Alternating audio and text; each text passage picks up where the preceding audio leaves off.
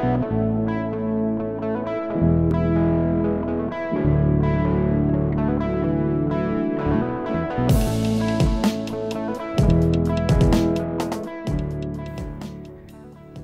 and welcome to Peaceful at Heart. My name is Cedric Martin and I'm going to be your host. Each episode we're going to take a closer look at the book Peaceful at Heart, Anabaptist Reflections on Healthy Masculinity. We'll dive into the chapters, hear from the authors, and think a little bit more about what healthy masculinity might look like in our modern context. Joining us today is Jamie Pitts. Jamie, thanks for your work on the book so we can discuss it today. How are you doing? Thanks, Cedric. I'm doing well. Great, glad to hear it. I wanted to say that I really appreciated your chapter and the background that you gave us. You start your chapter with the question, what makes a man? You acknowledge it's a very complex question, but I wonder, do you still find yourself asking this question since writing this chapter? Have you come up with any new responses? Yeah, I continue to think about the work I have done in this chapter and the kind of perspective I developed here in the research I drew on. I don't know that I would say I've come up with a kind of new additional lens or response that I would want to add to what I said, but I do continue to find it helpful. You know, I think about, for some reason, I keep going back to the January 6th invasion, or whatever you want to call it, of the U.S. Capitol here. Mm. And, you know, you have this guy with the Viking suit on and stuff, and all sorts of folks carrying weapons, and just the images of masculinity, or what I call in the chapter icons of masculinity, that are visible there.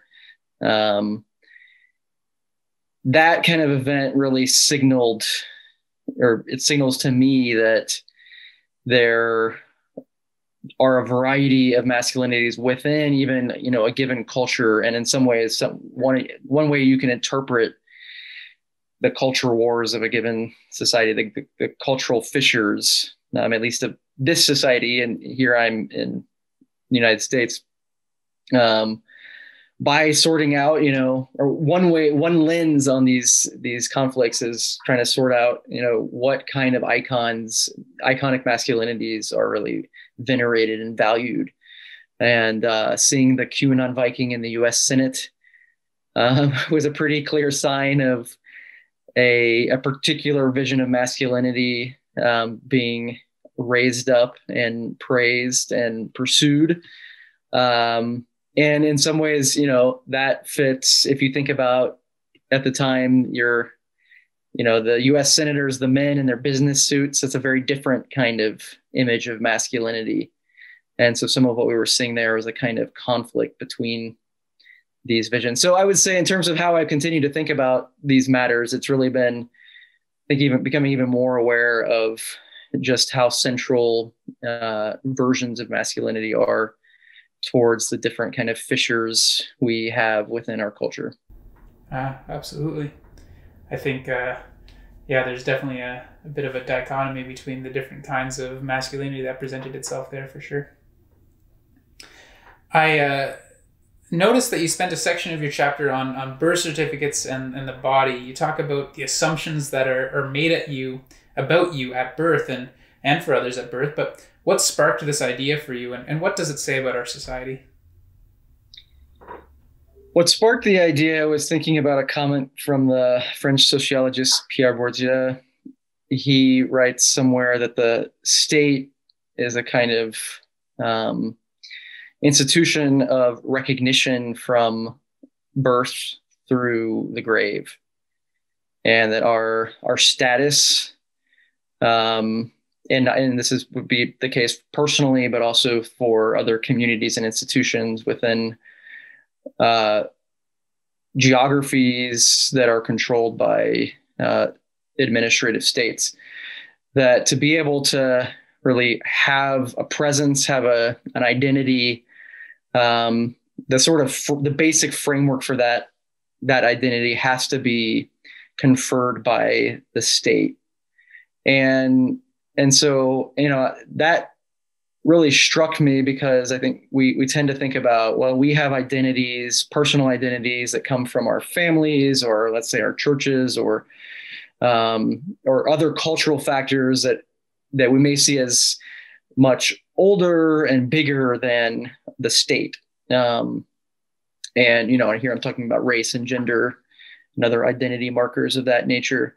But this comment from this sociologist got me thinking quite a bit around, well, how are even some of those fundamental characteristics that we often take for granted, such as our racial or gender identity, how actually? So that was a comment from this sociologist, but what does that actually look like? And so I started thinking about my own birth certificate and thinking about, well, what actually happened when that birth certificate was filled out? Who was there? What kind of power did they have to make these claims about me, to say that they were officially legitimated to be able to make judgments about who I was as this infant coming into the world? Obviously, my parents were there and they were giving certain data, certain information that was taken as reliable to some extent. But there was a doctor or nurse there who has an accreditation that goes back to the state. And then thinking about, I've traveled around, I've lived in different places, I've carried this birth certificate around, kind of just thinking about it mostly as a kind of piece of nostalgia. But actually that birth certificate continues to be quite powerful. It continues to it legitimates, it gives legitimacy to any claims I would have about myself, insofar as those don't conflict with what's on the birth certificate in regards to my race or my gender or my name, where I'm from. And so there's things that can be done with that birth certificate, or that are done, right? And especially, one obvious way to think about this is relationship to citizenship status. And it's obviously not just because I happen to have that birth certificate in a drawer that I am counted as a U.S. citizen. But if there were a dispute about my citizenship status, that document would be able to be verified. It does have a certain kind of power that, again, because it's a state document and the state could check its own records and tell whoever was curious. Let's say if I was immigrating to another country or something like that, say, oh yes, Jimmy Pitts is a United States citizen. So thinking about how this document that we tend not to actually think about that much, thinking about the context in which it was filled out, what it actually can do for us and how it continues to shape our personal identities. I thought that was a really helpful way for me to be thinking through these questions around gender and identity. And I thought it would be a helpful image and document to consider or entry place into the conversation for others around gender. Yeah, absolutely. I found that to be true. And you think about how the state then gives you a value, assigns you a value at birth about what it's saying about you, for sure. Now, in a similar vein, you go on to talk about pinks and blues and how different colors, toys, icons, as you say, are gendered. I suppose this is a bit of a nature versus nurture question, but from your research, what impact does this have on children that we're raising, and specifically boys, as we think about masculinity? What impact does this have on our future generations? Yeah, on the nature versus nurture question, I think, that's a perennial chicken versus the egg kind of question.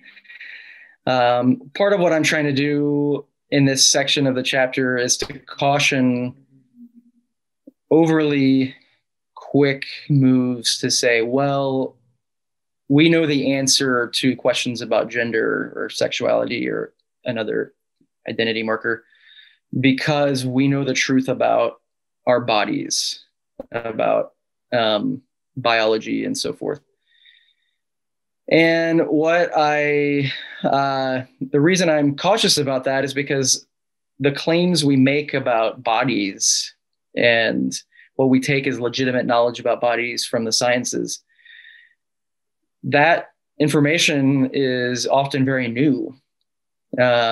It's, I talk about genetics or hormones. I mean, we didn't know there were genes about 100 plus years ago. We didn't know there were hormones. So if your argument rests on, well, this is how things have always been, and I know that because I know about genetics or hormones, I think, well, it's interesting that your argument rests on, at least one part of it rests on, some very new ways of seeing bodies and classifying and categorizing bodies. And so I think, when we think about future generations, I think we need to become very sensitive to the role of scientific knowledge and help in the way we classify bodies, the way we name people and slot them into certain kind of identity categories that may have made sense at other times and places for a community. Not to say that what a community has said is irrelevant or that doesn't matter. But the sciences have been both disruptive of kind of traditional ways of seeing, but we've also seen them, science is kind of weaponized by different factions and various cultural disputes to say, well, again, we know the truth because we know the science. And it's not just this question. There are a variety of questions around, reproduction, gender, sexuality, race, etc., all have been affected by the ways that the sciences have reshaped our understanding of ourselves and our bodies. So we need to become, I think, sensitive to that, because new generations will benefit from different scientific findings. And if we're continuing to say, well, we know the truth because we have, this scientific understanding, the nature of science is to change. Scientists, by definition, are always seeking to review and revise their views. And so a scientific concept that seems to be really adequate in a certain stage of a given science may in 100 or 200 years need revision. So if you've invested all your weight on, well, this is the linchpin of my claims about my identity, then you're probably in for some trouble. And similarly, I mean, the argument, I think that the way they've always been is an argument that needs to be reconsidered. And part of the work I'm trying to do in this chapter is to say that things have been different at different times and places. And that's not to say there's no similarities. It's not to say we can't have a conversation about what we prefer, whether that's a preference for the way things have been or the way things are or the way things we want to be. But arguments that start off from the position of, well, the best option is the way things have always been, I think are troubled by the variability of history. And on the other hand, arguments that start simply from saying, well, this is the best vision of the future, and we can simply embody that today. Those arguments also are troubled by the persistence of the past into the present, and the way that people, as future generations develop and change, the complexity that comes with even within a generation of people who would want to claim different perspectives on different understandings of their own identities. So we need to. Part of what I'm trying to do here is to call us to be a bit more careful with how we talk about these different categories. And just because you were dressed in blue as a boy does not mean that blue is for boys. And that's one of this little fascinating anecdote that I came across, was that, in the early 20th century, pink was seen by many Americans as more manly. It was a more stable color. And so pink was the color for boys. But when I was a kid, I loved pink Converse high top shoes, the Converse All Stars. And I remember these kids making fun of me for, why would you wear pink or whatever? And, I was not invested in, knowingly in different gender discourses or something like that. But I remember feeling that the strangeness of, well, I just happen to like this color and I'm being told that it's not manly, essentially, even as a 9-year-old boy. I'm hoping that for kids in the future, that at the very least, if they like pink and they don't, they're a boy, that they will be not shamed for their color preferences. But of course, we can expand beyond that as well. I just on that note that you're talking about, I wanted to note the irony that we're both ended up wearing blue shirts here to this interview today. Despite the work we've decided to push against the pinks and blues, and we still ended up here in the blues. I'm also led into another question that comes out of that. You talk about the shifts and the waves of different Christian masculinity lenses throughout history. What does that tell us about masculinity in general? Is it more fluid than our modern definitions, or are we still discovering what the Bible actually says about masculinity? Good question. I would say that what is the variability of Christian masculinities have to say about masculinity more generally? On that question, I would say that Christianity is a good example of the kind of different masculinities that are present within any historical tradition or within any given community at a given place and time. Christianity is not exceptional in this regard. And so learning about the history of Christian masculinities can be a lens to help us understand the broader diversity of masculinities in global cultures. I'm interested in this language of fluidity. In some ways, I think what my chapter has done is to really support interpretations of gender and sexuality as well as fluid.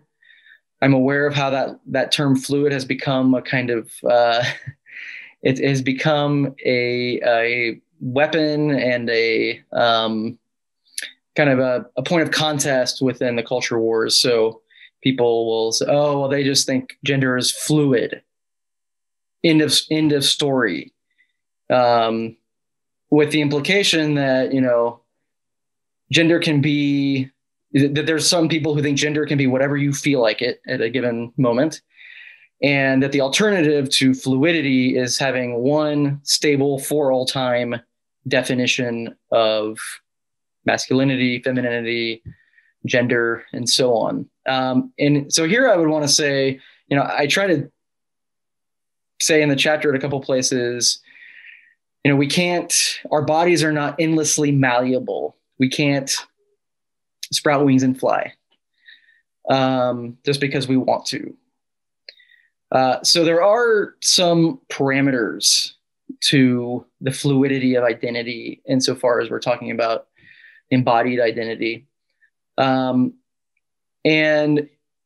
at the same time, I do think the implications of that statement and that reality for questions of gender and sexuality is really unclear, because as I have been saying, the cultural dimensions of how we come to define masculinity, femininity, gender are such that we don't have a kind of clear limit place where we can say, well, okay, you can't do that.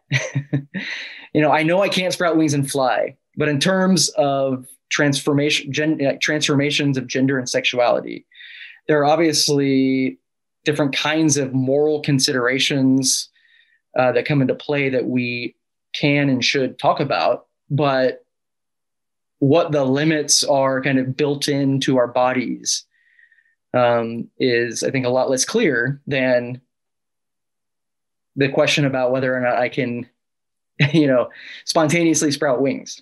We know that that's a limitation of the body. We don't know as clearly what kind of limitations are for sexuality and gender. And part of the issue with trying to move to that question of limits quickly, or trying to make that a kind of early part of the conversation, is those limits have tended to be defined by the guardians of certain quite restrictive definitions on gender, masculinity, femininity.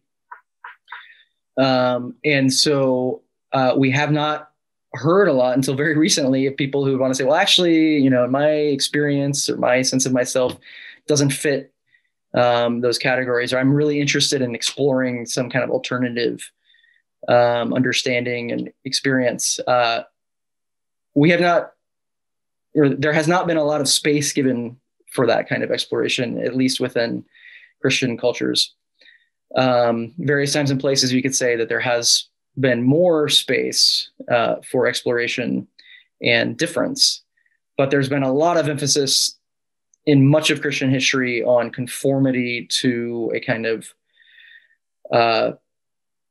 a public version of masculinity that has been defined by people who are wielding power in the church and often in broader society. So again, I mean, my point here is just that when we talk about fluidity, I want to say, well, it's not, to the people who would just dismiss any discussion of masculinities, for instance, is, oh, you're just one of these gender fluid guys. You just think there's no limits, there's no parameters. You can just do whatever you want with your body. I want to say, no, I mean, obviously there are some limits to our bodies. And how those pertain to the question of gender and sexuality is less clear. And if we're even going to move towards a conversation about what those limits are, we need to hear from those folks and prioritize those folks whose voices have long been silenced and experiences have long been ignored or suppressed and erased in various ways. So I think there's another aspect of your question. Well, yeah. Am I getting the full different parts of your question, or is there something I've left out?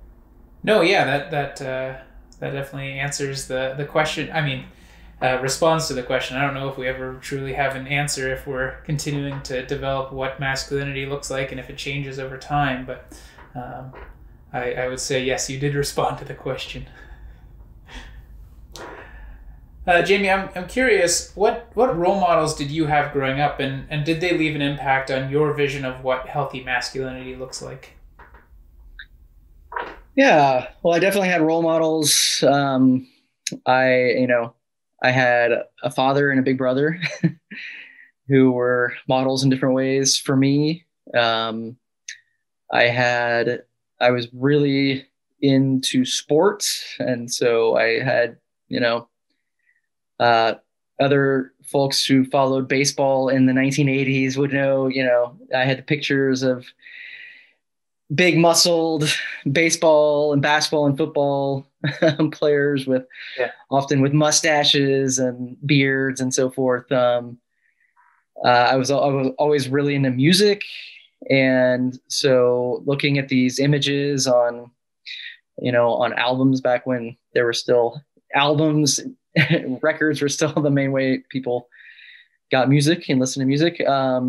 And that went a very different direction because often these men wore, spandex and had long hair. And, I never really aspired to kind of dress or look like these guys, but there was something that I still really aspired to. And of course, as I talk about in the chapter, race comes into play here because many of the athletes and musicians I admired were Black men and Latino men.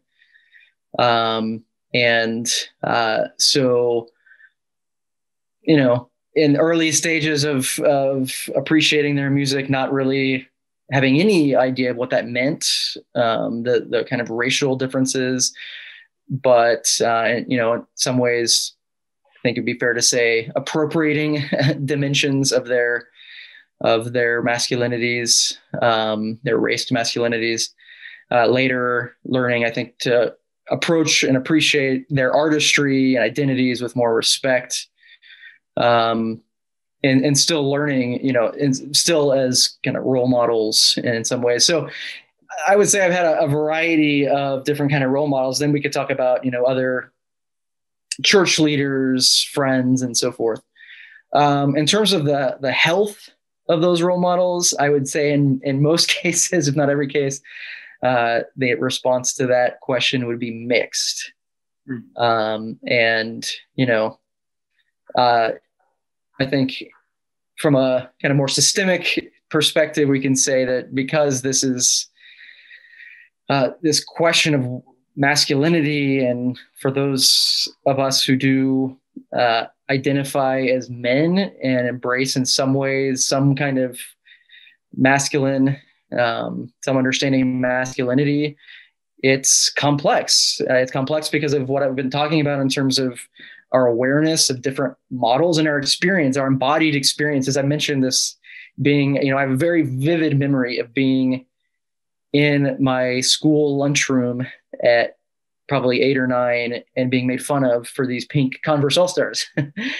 And this is a moment, I think this is a kind of formational moment that many young boys have.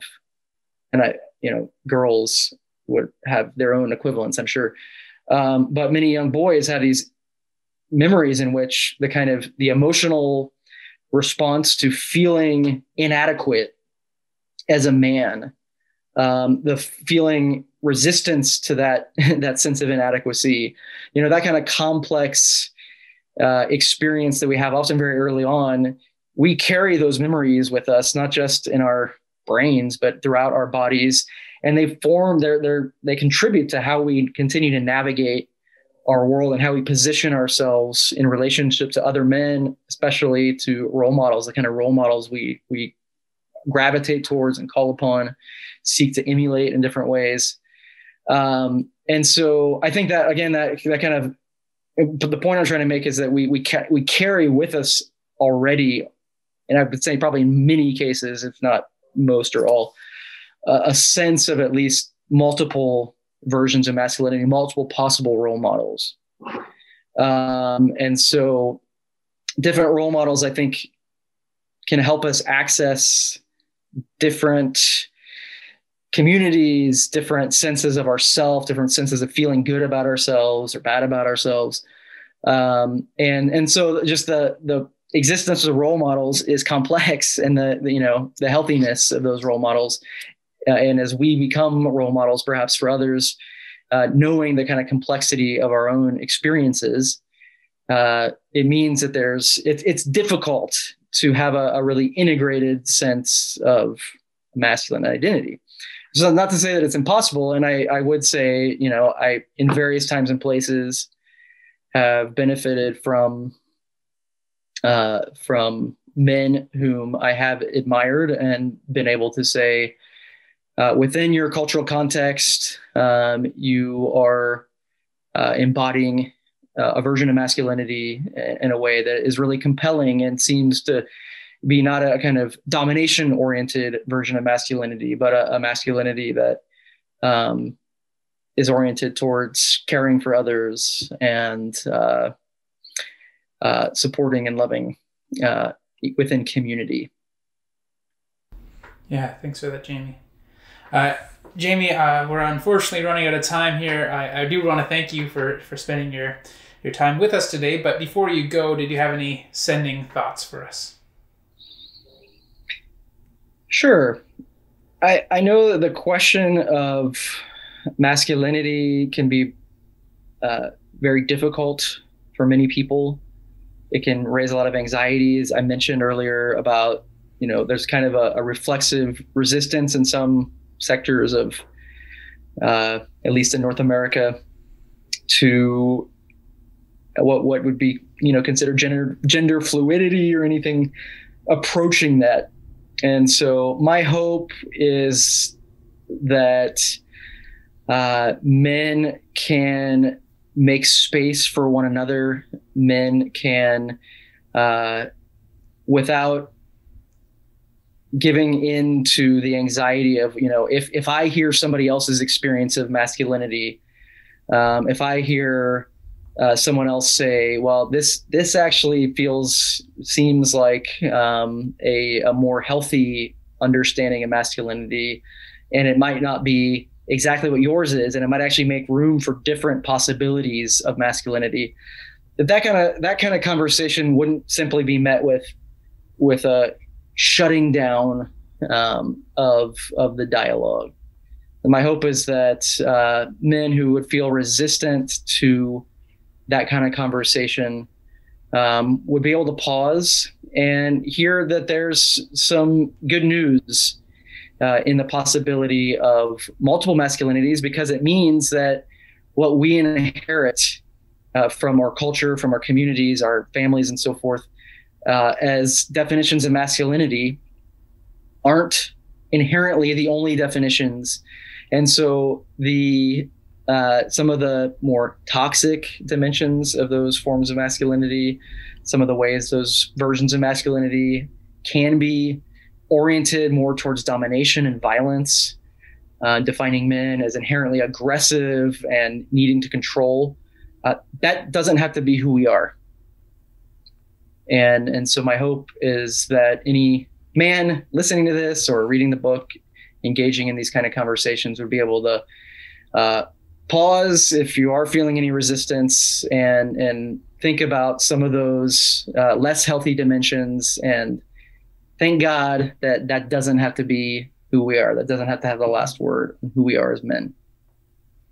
That's great. Thank you, Jamie. I will definitely think about how we can continue to make space for each other as I go into my day. I really appreciate your time, and I hope you have a great rest of your day. You too, Cedric. Many thanks.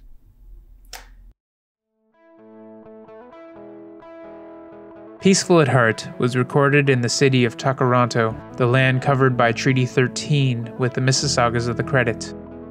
This is the Dish with One Spoon territory.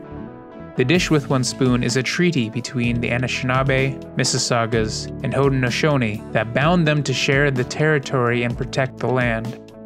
Subsequent indigenous nations and peoples, Europeans, and all newcomers have been invited into this treaty in the spirit of peace, friendship, and respect. We all eat out of the dish, and all of us that share this territory with one spoon. We want to acknowledge the ancestral lands and waterways of the Mississaugas of the Credit, the Anishinaabeg, the Chippewa, the Seneca, the Haudenosaunee, and the Wendat peoples. Takaranto is now home to many diverse First Nations, Inuit, and Métis peoples. We wish to thank them and any other nations who cared for this land. Colonization is a continuing form of oppression, so it is important that we acknowledge the lands and digital spaces that we are holding and taking up. We remember the acknowledged and unacknowledged, recorded and unrecorded, past, present, and future. We are all treaty people.